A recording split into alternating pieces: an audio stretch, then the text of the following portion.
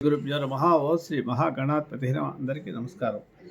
ఈ వీడియోలో శనిగ్రహ దోషాలు తొలగడానికి అశ్వత్థ వృక్షం అంటే రాగి చెట్టు చుట్టూ ప్రదక్షిణ చేసే విధానాన్ని ఇక్కడ వివరిస్తున్నాను.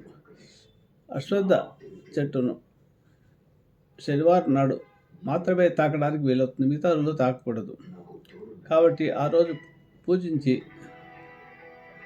దహి దీపం వెలిగించి ఒక చెంబెడు నీళ్లు పోసి ఏదైనా తీపి పదార్థాన్ని ప్రసాదంగా సమర్పించండి. 11 సార్లు ప్రదక్షిణం చేసి పసుపు నీరు కానీ మినుములు కలిపిన నీరు కానీ చెట్టు మొదట్లో దారపోయాలి.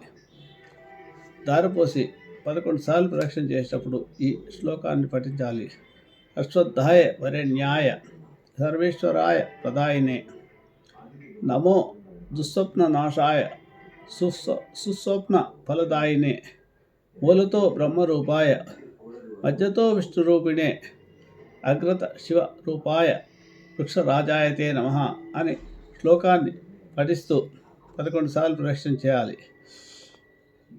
ఒక రాగి ఆకును తీసుకొని భుజించాలి. తర్వాత శనిగ్రహ దోషం నివారించమని ప్రార్థించాలి.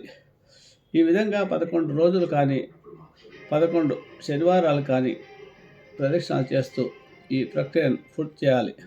రాగి చెట్టుకు విద్యుదయస్కాంత వలయాలు అధికంగా ఉంటాయని సైన్స్ కూడా నిరూపించింది.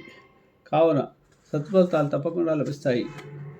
ఈ ప్రక్రియ చేయండి. ఎవరికైతే ఏలినాటి శని దోషం ఉందో, అర్ధాష్టమ శని, అష్టమ శని దోషాలు ఉన్నాయో వారంతా కూడా ఏ జాతకంలో శని మహాదశ నడుస్తుందో అలాంటి వారు కూడా శని వక్రంలో ఉన్న ఈ ప్రక్రియ చేయడం వల్ల